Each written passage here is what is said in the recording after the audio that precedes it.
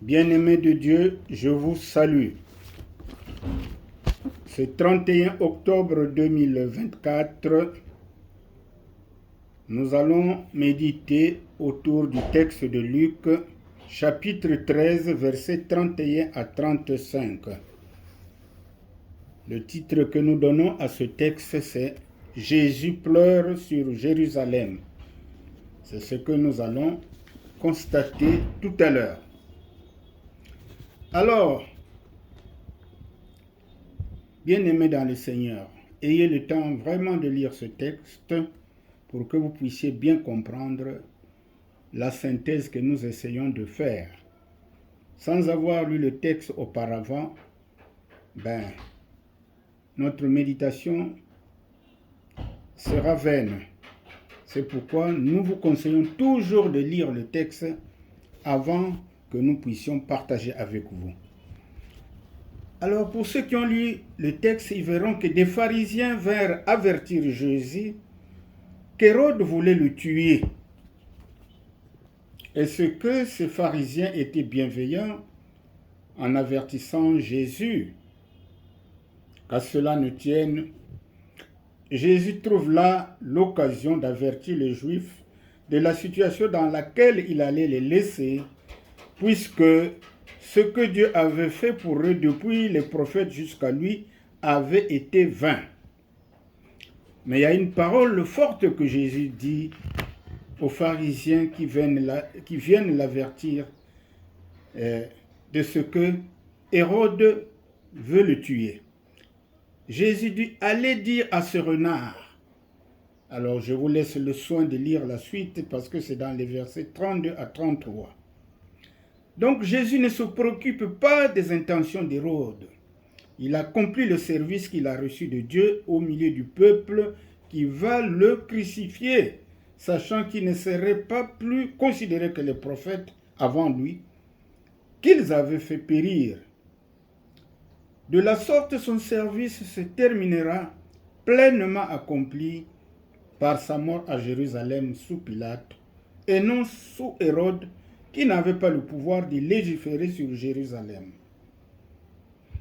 Ainsi, malgré l'avertissement donné par les pharisiens de ce qu'Hérode devait le tuer, Jésus poursuit son œuvre sans s'inquiéter de l'opposition qui lui est faite, ni des conséquences de sa fidélité. À l'exemple de Jésus, nous n'avons qu'à suivre le chemin que Dieu nous trace, sans nous occuper de l'opposition que nous pouvons rencontrer. Et l'adage suivant doit être notre devise de service. Bien faire, laisser dire et passer son chemin. C'est un chemin de souffrance qui nécessite obéissance et communion avec le Seigneur. Ce qui est important dans tout cela, c'est d'avoir la certitude d'être dans le chemin de Dieu, de connaître sa pensée, avec ferme désir de faire sa volonté. De cette façon, on peut compter sur Christ pour vaincre les difficultés qui se présentent toujours sur la voie de l'obéissance. Alors, il y a quelque chose qui va fortement nous interpeller. C'est Jésus qui pleure sur Jérusalem à partir du verset 34. 34 à 35. Dans sa lamentation, Jésus fait allusion au ministère de prophète de l'Ancien Testament que Dieu avait envoyé pour ramener le peuple à lui. Mais Jésus prend un exemple très touchant. L'exemple d'une poule qui rassemble ses poussins sous ses ailes nous fait comprendre avec quel amour le Seigneur cherchait à ramener à lui ce pauvre peuple qu'il abandonnait si facilement pour les idoles.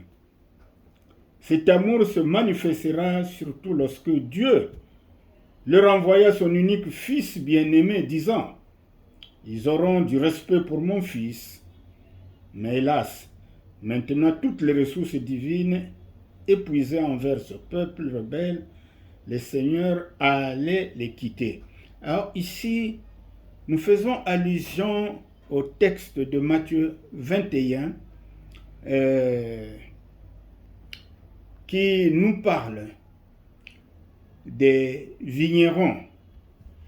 Et ce texte fait allusion au comportement des chefs religieux. Et nous vous conseillons de le lire parce qu'il est très instructif. Et vous comprendrez que Dieu a envoyé tant de prophètes, mais pour la plupart, ils ont été tués. Maintenant, cette fois-ci, il leur envoie son fils, Jésus. Ils vont aussi le tuer.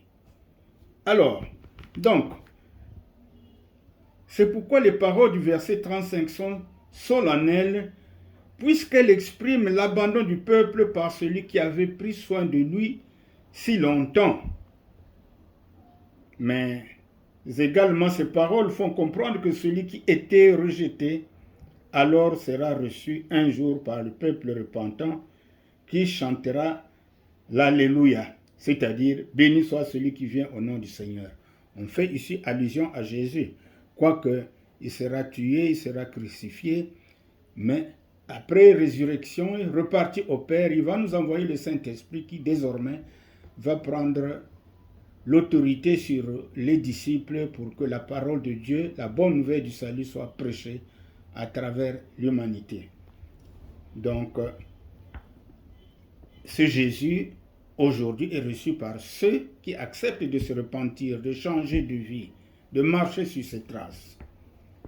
Ainsi, à cause de l'amour de Dieu, c'est toujours la grâce qui a le dernier mot, car du côté de l'homme, si tout est perdu, Dieu a ses ressources.